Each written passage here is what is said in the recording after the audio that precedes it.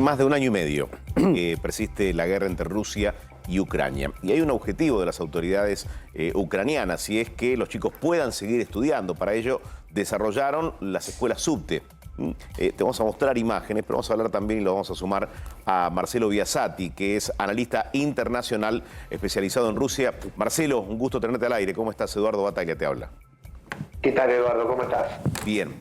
Contanos, estas escuelas subte, cuando uno ve, es la foto de lo que sucede cuando, bueno, todo se vive en emergencia, ¿no?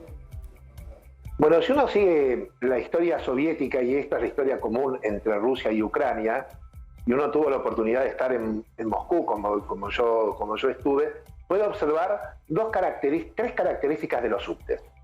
Uno, que era el lugar para la cultura, para que el pueblo pueda acceder a la cultura, y tienen unas estaciones de subtes espectaculares. La otra característica era lo profundo que estaban cavados los túneles, y esto tiene que ver con la guerra. Tiene que ver con la guerra porque eran los lugares de refugio, y ahí lo que funcionaba durante la Segunda Guerra Mundial en las estaciones de subte eran quizás de las más importantes librerías públicas, porque cuando no había Netflix y no había internet, y para tratar de paliar los efectos de los bombardeos, se repartían libros para que la gente pudiera leer.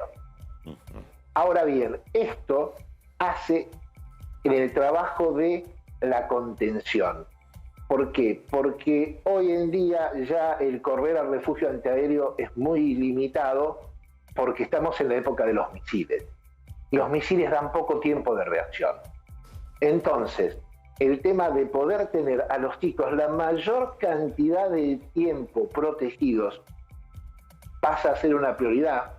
Es una tranquilidad para las mamás, es un lugar de contención para los efectos que tiene que ver con el pánico que genera tan solo el sonido de las alarmas para que se vayan los refugios. Recordemos que desde que se inició la guerra, Rusia destruyó más de 1.300 colegios.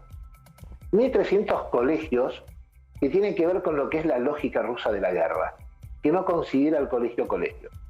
Cuando nosotros tenemos una emergencia, y lo vemos cuando ha habido terremotos, cuando ha habido inundaciones en nuestro país, el primer lugar para ir como centro de refugiados son los colegios.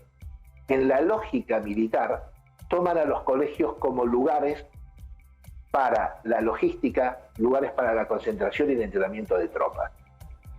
Y ahora se viene una etapa más compleja, porque comienzan las lluvias.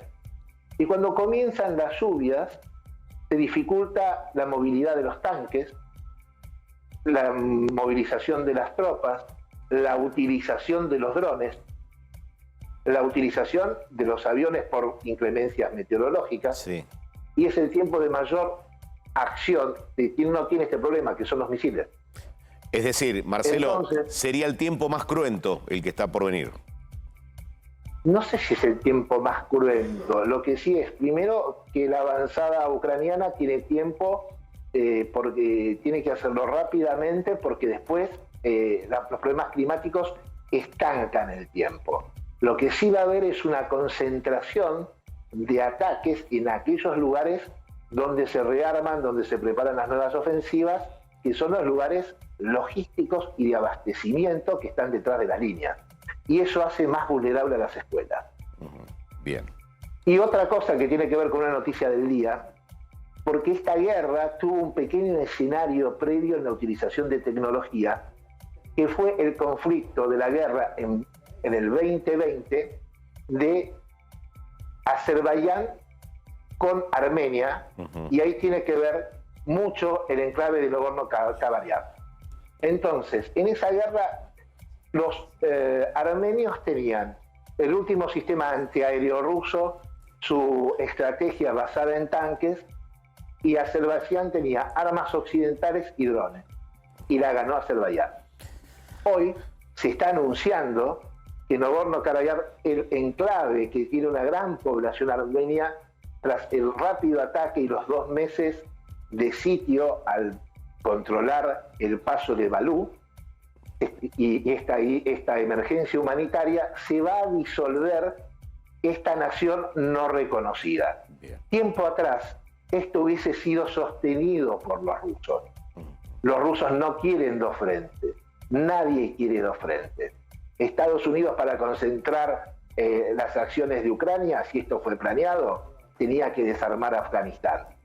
Pero también es un marco que está mostrando que la geopolítica rusa está teniendo ciertas limitaciones. Por ejemplo, capacidad de intervención no global, sino también en los lugares emergentes donde se desatan conflictos. Excelente descripción, Marcelo, lo que termina de pintar el escenario dramático que se vive en esa región. Te agradecemos muchísimo, te mandamos un abrazo desde aquí. Un abrazo enorme para ustedes.